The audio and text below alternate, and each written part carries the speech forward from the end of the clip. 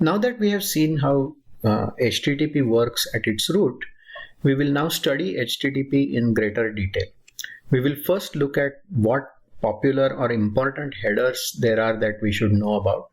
And then we will look at two tools that help us understand or work with web systems much better. One of which is curl, and the second is the Firefox web dev tools.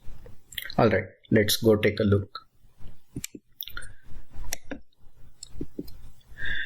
Let's see what headers we see in a typical browser interaction, and then we will figure out how to actually see the headers in live interactions. Okay, so the protocol standard for HTTP 1.0 is at the URL that I have shown here. If you visit this URL from our browser, here are some of the headers that the browser sends to fetch this URL. First, it says get HTML RFC 1945 HTTP 1.1. This is the opening header for the HTTP 1.1 protocol. The next thing is, of course, the host, which is tools.ietf.org. After that, we have the user agent. User agent in this case is Mozilla 5.0, which and plus a long set of strings, some of which we have seen before, and what they are exactly and what they are for is not very important, at least not right now. Sometimes it is important, but for now we can just say that there is some way to identify which kind of browser is visiting, largely so that you can customize behavior based on browsers. There are some browsers where it makes sense. As an example, Google crawls your website by saying that the user agent is the Google crawler. When because you get a lot of traffic from Google, people will often allow the Google crawler to crawl their website much faster than a normal crawler which is not owned by Google, let's say, or even you trying to visit or download a website using some tool or the other. So that's one of the uses of things like user agent. Another set of headers has to do with describing the capabilities of the browser. So here, the accept header, what it says is this browser knows how to show HTML. So feel free to send HTML data directly and the browser will be able to render it. So accept headers tell you something about the client. So if you see the classes of headers, one is the things that client wants. The second is who the client is. And next, what are the capabilities of the client? One particularly interesting header is called accept encoding. Accept encoding says that you need not send exactly the bytes that are in the resource. Instead, in this particular case, it says that the browser understands gzip. So you can use gzip to zip the contents and send them, thereby saving traffic.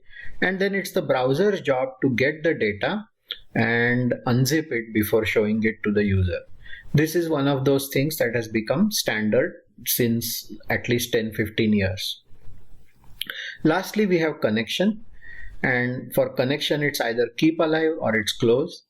There are other details which you can specify about the connection as well, but we can take a look at it later. Of all these headers, the top two are of course indispensable, as we saw before, because if you don't give those headers, then the server will reject your request. Of the first line, like as once said before, that get is sort of like a hello that we say when we meet a friend and we want to talk to them. Technically, words like get in line 1 are called the method. The method is what the request is for. This request is for getting a resource. In the original HTTP 1.0 protocol, this was the only header there was, because the browser was purely a documentation rendering tool and which did not do anything much beyond showing documents. For example, forms were not there in the first version of HTTP that people were able to use. The second restriction, as we have seen before, is that the host line needs to match the host name that the URL gets. There is a way to actually put the entire URL into the get header, but those kinds of things are used by intermediate components like proxies more than they are used by browsers or either the end line servers. And then, as we saw, connection in line 6 says whether the underlying connection should be maintained. Keep alive or persistent connections will improve the time of response and reduce the use of the number of connections that get made when a page is requested from a browser. The remaining headers tell the server something about the client, as we have seen. What is important about this is to realize that although we are used to mostly seeing the web on powerful devices where the web can be rendered in nice graphics, there are situations like some embedded software and so on where the clients are limited and so are the servers. And so making adjustments for your particular client is much more important. Another such example is the rare case of devices or the rare case of tools like curl or some of the so-called text mode browsers like W3M, some of which we will see later. Those are meant for limited environments, and so they will put bounds on what it is that they can accept. So much for the request headers. As soon as the server decides that it is going to complete the request, it gets the data and then responds. Just like requests are supposed to have certain kinds of headers, so is the response. The response headers are followed by the resource data. Here are some of the response headers. The first one, as we have seen before, says HTTP 1.1 200 OK, which means everything is well and here is the resource you asked for. The next thing it says is what is the content length. The idea is that after these many bytes are received, the server's job is done and the client should feel free, for example, to initiate a connection drop from its end if that's what it wants to do. The third line is interesting. This is one of the key reasons why the web has scaled so much to literally billions of people over network speeds that have varied from very small to today's tremendous speeds. This is because caching is used everywhere on the web, and the request comes back with something that says how long can you cache. Now in this case, this particular document is considered permanent and unlikely to change again, and therefore the cache control max age is a huge number. This means that both the browser can keep a local cache, and if the resource is requested again and it's available in the cache, then the browser should feel free to show it. One of the things that browsers and cache managers generally have to do is to try to make sure whether their resource did not become stale while it was being cached. Now it may be that there is a slow changing resource, and so there are ways to check for freshness of the resource using methods like head, which tell you whether a resource has changed or not. In addition to the browser, which keeps copies on the local machine, there is quite a big chain often of proxies which are held by say the institution you work at, your ISP, then there are proxies on the side of the server, and then there are companies like Cloudflare and Akamai who do the job of distributing data and keeping caches so that the actual network traffic received by the end data provider is as minimum as possible in order to save traffic related money. Once the list of headers is done, there is one more blank line, and after that the data begins. The headers we have discussed are ones that will play a role in our future development, but there are many other features of the HTTP protocol and many different headers that are available that deal with issues like how does file uploading work. So a file may be uploaded in chunks, and there has to be some structure in the protocol that allows you to upload fragments bit by bit, or on the reverse, where there is a very large resource and it must be received one chunk at a time. This is the question of what happens for very long downloads. Plus, there are other issues. For example, can you start your download where you left off? Some further concerns that today's browsers use is to share single TCP connections across multiple resources that may actually be served under different domain names, but by the same server, for example. Some other things that the web does is to allow a single machine to host many sites, and there are headers that have to deal with this kind of thing. So these problems, when they arose, solving them required changes to the HTTP protocol. Finally, there are headers that deal with other components besides browsers and servers. These components include caching proxies, which cache the data on behalf of the client, reverse proxies, which cache the data on behalf of the server, load balancers, which are used to ensure that no one machine gets too overloaded. And there are many such components that can arise in the giant network that is the web. Some of the protocol elements have to deal with these intermediary components. All in all, there are quite a few headers on the web. Now that we have seen a list of headers, and like I said, there are numerous headers, we will take a look at tools which tell you exactly what headers are being used. As we saw, while SOCAT is fine for understanding the TCP machinery properly, when you actually want to work just with HTTP, there are better tools than low-level SOCAT. The most important such tool is probably curl. Curl is a sort of a command line browser. You can give it URLs and then it just gets the data and dumps it on the screen. So let's try this. We have curl HTTP localhost, which, as you can see, dumps this kind of thing, XAMPP, Webalizer, etc.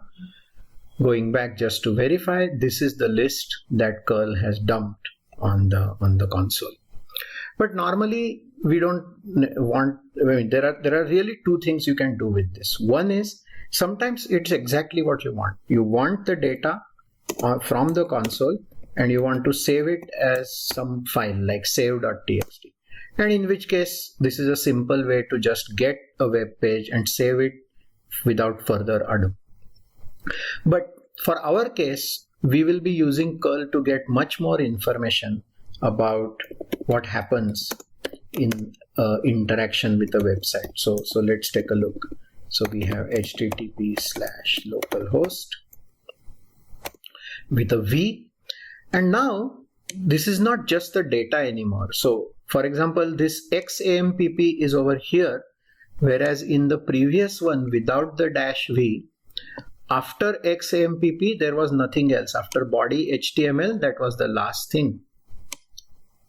Here there is body HTML and after that there is some other material.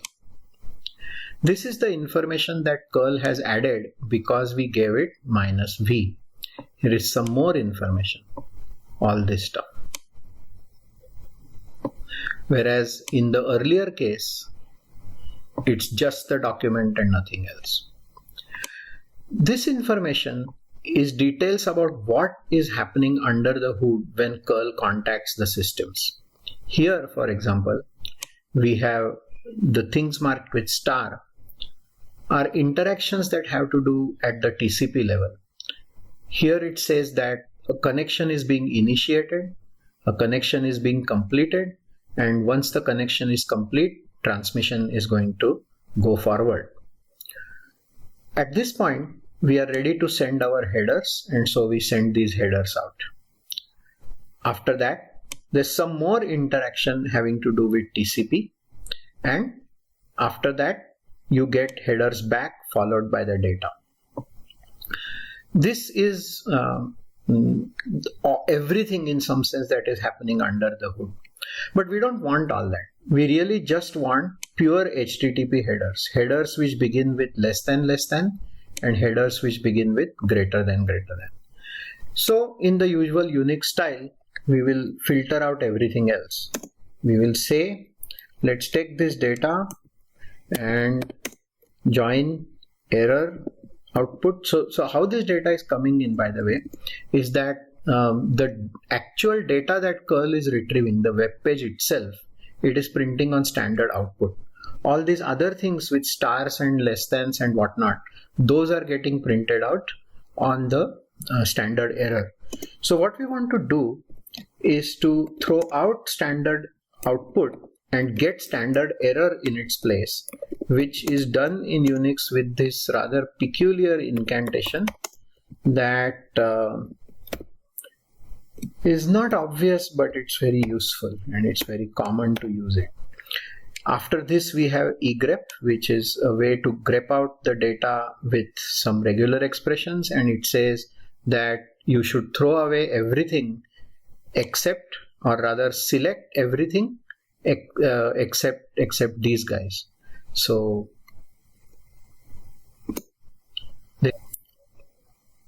now only the header lines are left. So here we have get HTTP 1.1, which we sent. The host is localhost. The user agent, as you can see, is curl with its version, and curl is willing to accept anything at all. So there is no particular type of data that we need here. This part is the headers that are sent by the server. So here we have HTTP 1.1 200 OK, which says everything is fine as far as the request is concerned. There is a date, just as the agent says what kind of agent I am, the server says what kind of server it is. It then tells you the content length so that you can close the connection afterwards, and it tells you the content type. Although in this case we don't care because we are willing to accept anything and everything. Now let's try to do something similar with, you can try the tools.ietf.org site yourself. I'll just to do something different, I will try a different site, which is httpd.apache.org, the Apache website itself, apache.org. Everything else remains the same, and so let's see how we interact with httpd.apache.org. If you noticed, we sent our request, then there was a slight delay, probably some sort of network hiccup, and then we got these many headers. Our headers haven't changed. They have remained the same headers that we sent to localhost. But the incoming headers, there are two new things. There is last modified and there is etag, a bunch of other things like accept ranges, another thing called vary accept encoding, and so on. So there are, like I said before, many different headers with many different purposes, and here is an example of some of them. Here are some more interesting things we can show with curl. We know that our Apache is in fact running on two ports, the usual HTTP port and the HTTPS port.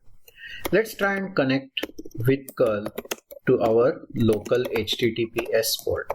So let's try this. Now it complains. It says that although this is a SSL server, it doesn't have a certificate, and therefore, or rather it's a self-signed certificate, and therefore it's not going to accept it. This has to do with security on the web, which we will discuss later. For now, with curl, there is a way around it. You can tell curl with a -k to ignore this, and now it starts behaving exactly like our normal HTTPS. Let's see what happens if we do this with a browser. If you try to go to HTTPS with a browser, then what we see is that the browser says that this connection is not secure. But this browser is probably being clever. It understands that localhost is the local machine, and so it doesn't really matter. It says that there is an implicit exception to this. If we remove this exception, we get this kind of message. It says potential security risk ahead. But in this case, it doesn't really matter. So we can say accept the risk and continue. That is precisely the behavior of -k as far as curl is concerned. Here's something else interesting that we can find out from curl.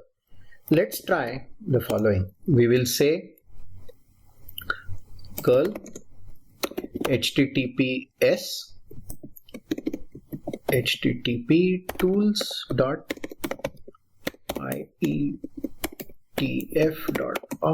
html RFC 1945, and let's see what happens. So this time we got something else.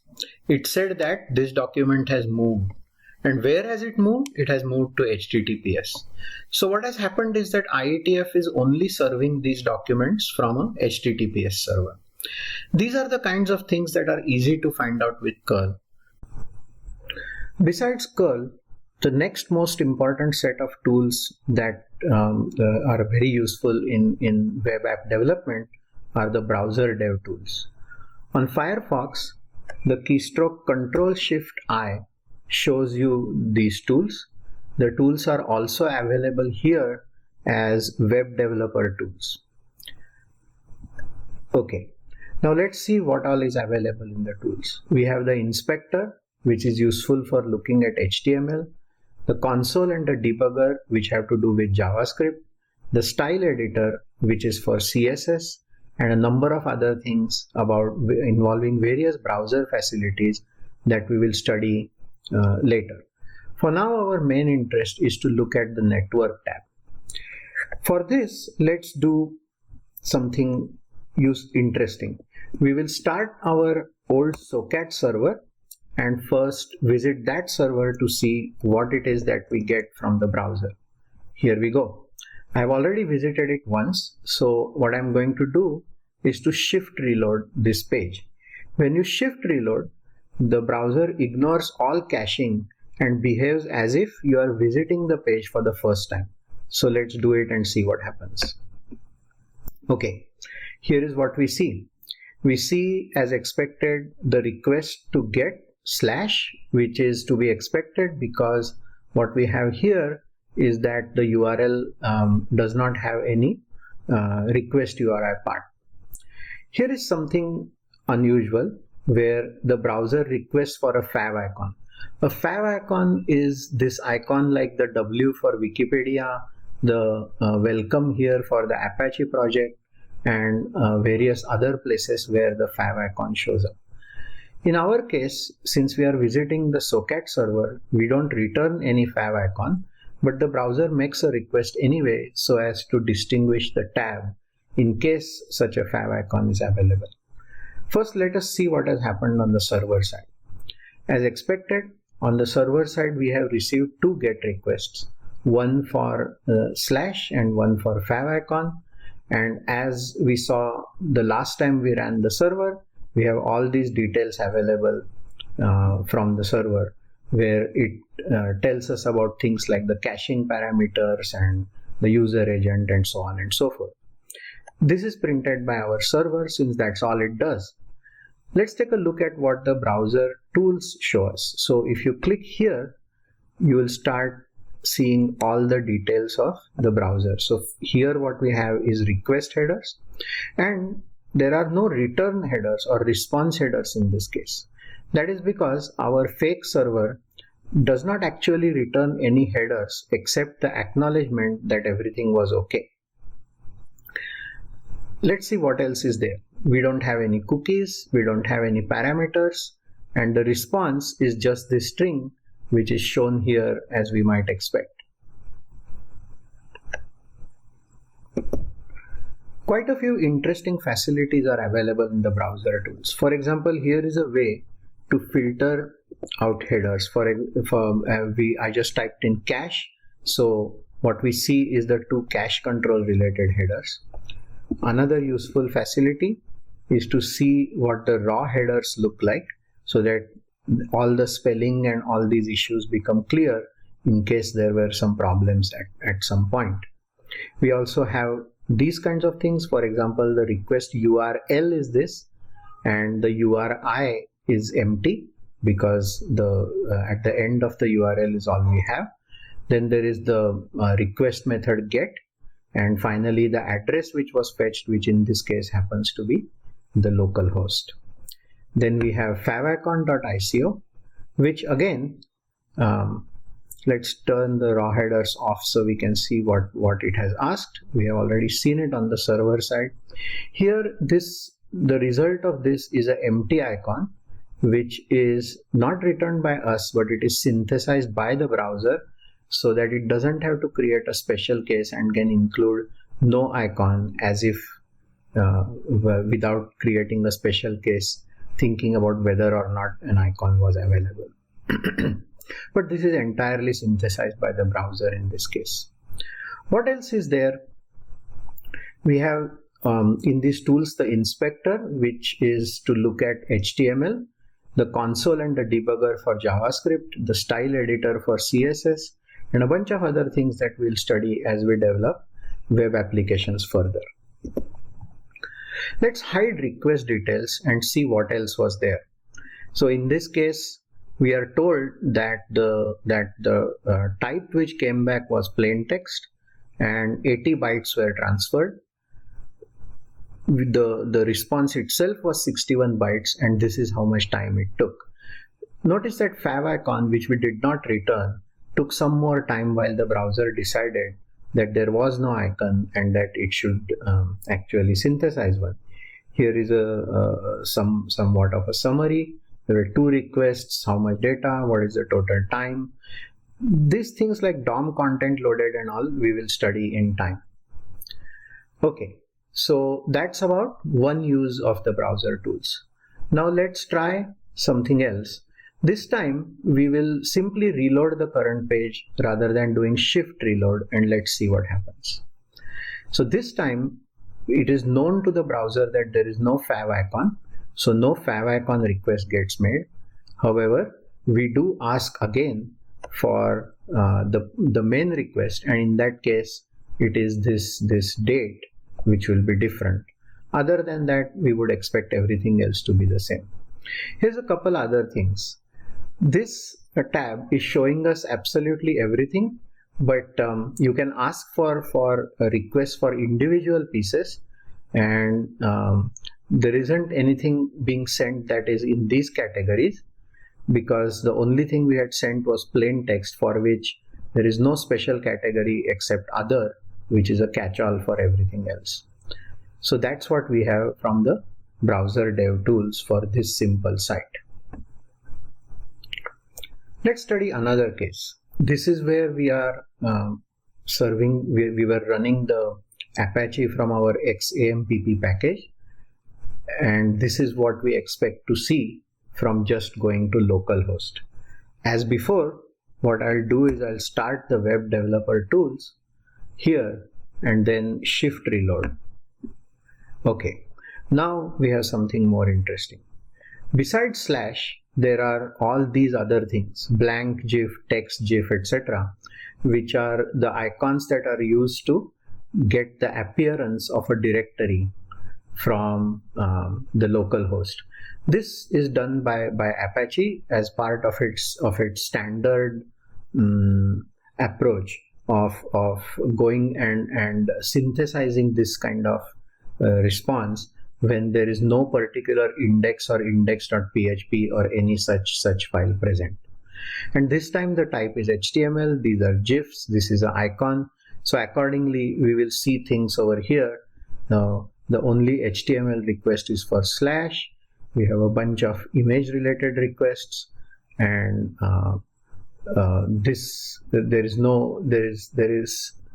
no particular CSS, JS or any other kind of request here. All we have is every single request that we are able to see. Let's look at what the request and response headers are. This time both the request and response headers are available. The request headers are below. This is the entire set of requests, just like last time for our simple server, but this time we have response headers. In particular, we have connection keep alive, we have the length of the content, we have the content type, we have the date, we have keep alive, and we have told the identity of the server. Let's see if there is something else. There is no cookies, of course no parameters, and the response data is this thing where the payload is shown to be this piece of HTML. So a table is created and all these kinds of things are put together so that we have some response to see. Here is a list of timings. What happened during this request? Was it blocked? Were there any issues talking to the DNS? And there was some wait while the server had taken time to respond. Stacktrace here tells us in what order these things happened. These kinds of details, they depend on the browser architecture as well, so we won't look too much into that. Now let's shut off request details again, and we will move on to some other sites. Alright, our next site will be the site for the Apache Server project. Again, start this tools and do shift reload. Oh wait, I forgot to hit shift, so let me hit it again and get fresh results. Alright, so this time, as you can see, there are quite a few more requests, most of which are images. There are style sheets, and let's see what this guy shows. So here we have 2 style sheet requests. Is there JavaScript? Yes, there is JavaScript. Then were there any other kinds of things? Was there media? Looks like no media. And finally here is all the requests together. Let's look at what the headers look like. So check this out. We have request headers. Since they are originated by us, they don't change, but response headers this time have a lot more detail. In particular, notice these new things, the e tag, last modified, and so on and so forth, which we have seen with curl, and we see this again. Let's see if there is a cookie. There is no cookies. We know what the response is like, so we don't want to look at that again. Alright, let's close the request details and see what else we get. So there were a total of 15 requests. This much data. It took about 4 seconds for everything to come in, and the basic page was rendered after about 1.5 seconds. So this is an easy way to understand how well your site is performing. Now let's go on to another major site, which is Wikipedia. I forgot to do one thing. Hang on a minute. Let's try this again. So we will hit shift reload, and as you can see, it takes quite a bit of time to load everything in this page. And to see the effects of caching, we will reload without using shift. What do we see here? Looks like not much difference, not much got cached. That's somewhat surprising. Oh, okay. So it's showing everything, but it's showing caches, and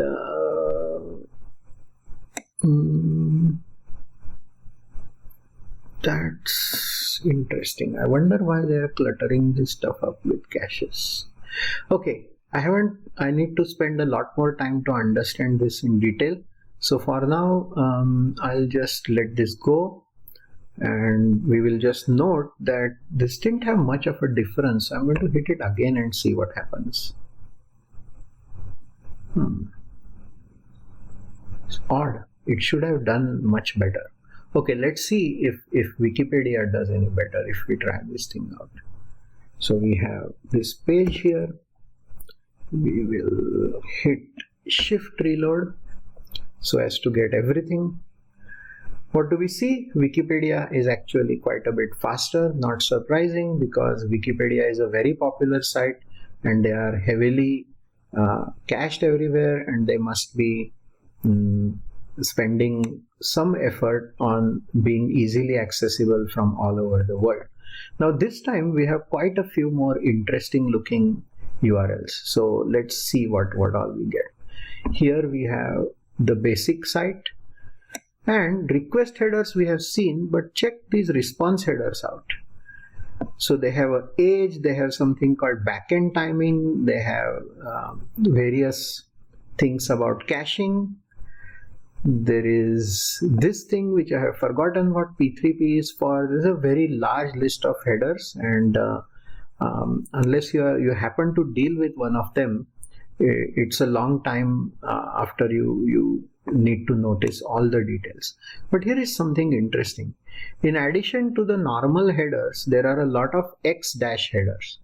These X dash headers are not standard headers. They are done by Wikipedia for its own use. So for example, X varnish has to do with a cache called varnish, which probably Wikipedia uses, and therefore it's telling something useful to the varnish cache, which once you study varnish you will know what that is about. Okay, what else do we have here? So here we have a style sheet, but the style sheet URL this time has parameters. So this parameters tab tells us that there is a language, there are a number of modules, that there are styles, there is something called skin. What else? So as you can see, these tools tell us a lot of interesting things about what is going on behind our sites. And once you are familiar with the tool, you can go to popular sites and see what it is that the popular sites actually load.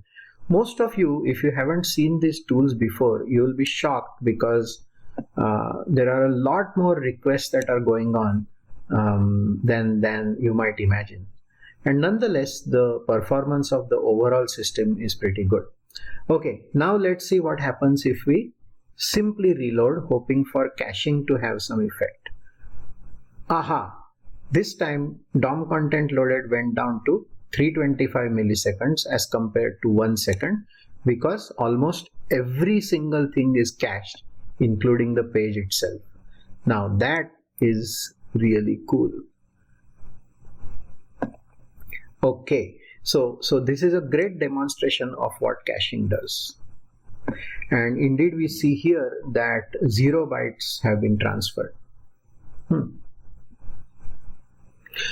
Good. So the only time spent was in doing some amount of rendering on the page. All right.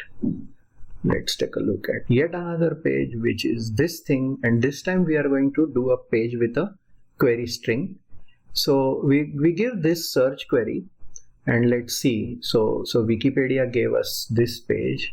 Oh wait, I forgot to.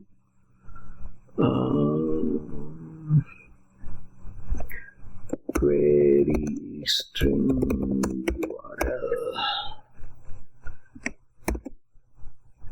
Okay, here we go. All right. So by the way, all the other elements have been cached from the page that we had just loaded, and here is what we have from the search query itself. More parameters. We have headers. Is there anything new? Looks like something called server timing. I didn't notice it before. Maybe it's there as well. Okay. I guess it was basically waiting for the search results. So as you can see, this is a rather powerful tool which tells us all sorts of neat things about what a web page is doing. We are done with most of this session. So next time we will study our app using the tools that we have seen right now. And before then, you should try out curl and web browser tools yourselves on whatever programs you write, plus any of the favorite sites that you normally use. And this will give you some idea of the complexities that are behind most websites. Now let's summarize what we have done in this session. In the first part, we reviewed how a CLI evolves to a web app. The ideas in part 1 were the following. First, there is a parallel between model and view in GUIs with browser and server in web app. Then we have the idea that CGI is a hybrid. It's not quite command line nor GUI, but has elements of both. The crucial difference between a GUI and a web app is the role of the HTTP protocol. I noticed that I wrote model view and browser server here. I guess model view ought to be reversed. That's okay. Let's move on to the next slide. All right. Here is a summary of part 2. Part 2's main lesson is that URLs are a kind of interface. A simple URL identifies a resource. A query URL can be like a function call or a data query. There are some odd things in URLs such as encoding plus special cases like implicit port 0 and so on, which were done for one or another sort of convenience but have become part of the ecosystem. A few technical ideas are that there are explicit parts of a URL with the names protocol, hostname, port number, path or request URI, and the query string. And another such technical idea is that various character encodings exist for historical as well as currently valid reasons for describing what a URL really is. Okay. Next one. In part 3, subpart 1, we saw that protocol header and data are like address and content and can be nested to achieve the layering of protocols. We also saw that DNS associates host names with IP addresses. That's its main job. TCP now can be bridged with command lines using SOCAT. It connects the standard in and standard out to TCP ports and makes it easy to write TCP programs using standard facilities like shell scripts. Another lesson of subpart 1 is that browsers are universal clients that can understand multiple high-level protocols like HTTP, FTP, etc. Finally, end-user features like showing HTML pages can be achieved in many different ways by using server or browser conventions and configurations. You have to be wary